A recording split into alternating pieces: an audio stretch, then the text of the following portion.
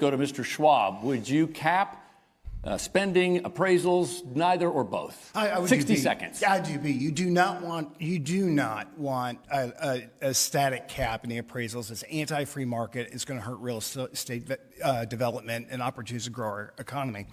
And that's in my BALD plan, which is better affordable living by decreasing property taxes. I was the first one to come out with a written detailed plan with 9 points, and 3 points were introduced in the legislature this year.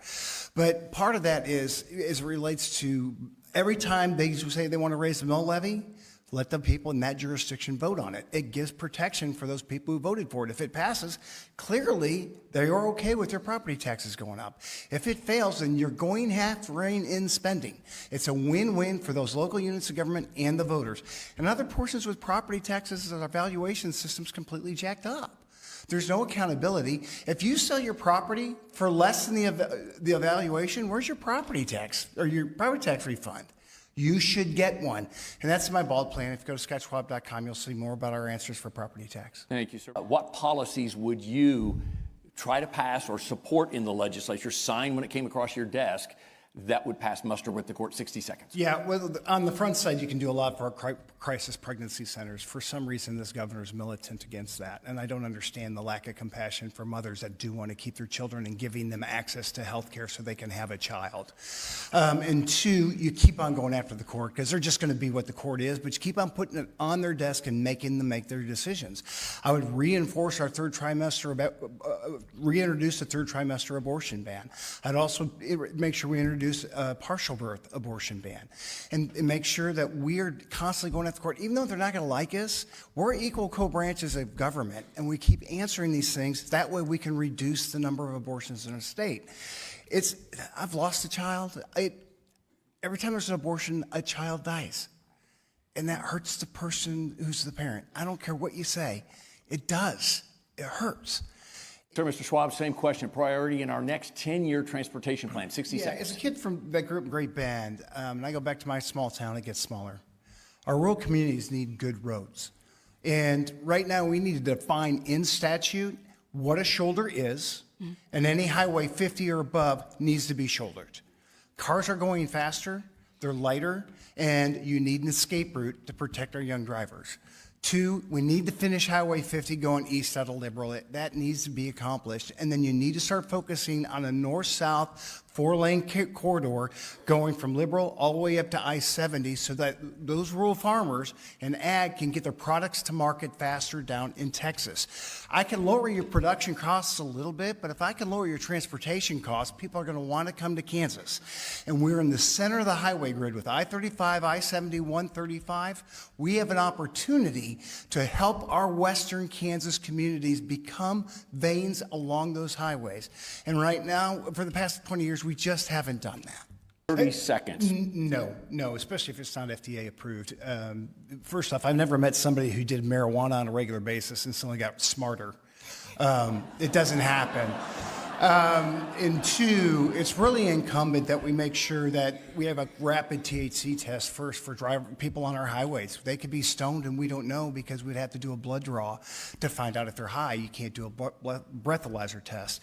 And I don't understand, and we're not going to tax it because we don't tax health care in Kansas, and I don't think we should be taxing health care in Kansas. That's just going to drive up the cost of health care. Let's move to Supreme Court justices. I promised I would. True to my promise, as you know, voters will decide whether to elect them in August. Here's my question for all of you. We'll start with you, Mr. Schwab.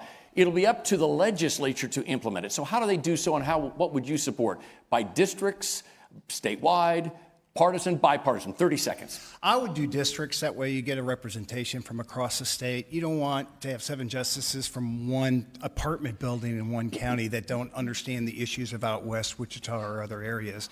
But they do need to be partisan. The party system we have is to let folks know where they generally believe.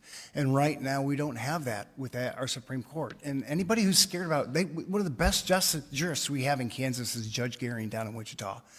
And he's elected. And nobody's complaining. All the fear-mongering that's going on doesn't happen. Mr. Schwab, there was a sort of a prevailing thought that Masterson, Sarnicki would go back and forth and that you could play the statesman. Do you felt that was that your strategy going into tonight, knowing that might be the case? Well, it's who I am. Just be you. Don't be a poser. Be who you are. And I'm a person that likes to keep the fight on the back porch, not the front porch. That's why we have Democrat governors, is because we shoot each other. It's like in a circle and just shoot each other, as opposed to, what's your idea? I don't think there's any question in this debate today. I was the one who actually provided ideas, as opposed to phrases like we need to look into. We've audited the daylights out of the state. We don't need to just do more audits. One time we had 3 studies on efficiency. Audit's not the issue. You actually have to do the things. Fabian? You know what, Scott, I thought it was really interesting that you answered that transportation question with a great deal of specificity. And you called to attention some of the problems, some of those issues at hand, 50 highway coming out of Liberal and Western Kansas and access out there. I don't know that the rest of Kansas is as concerned about 69 and that toll road as the candidates that were on the stage tonight are. What do you think? Could you expand on that a little bit more? So the Highway 69, the foundation was going bad. So it's only good for so many years. You have to tear it up and completely relay it down. The state didn't want to do it.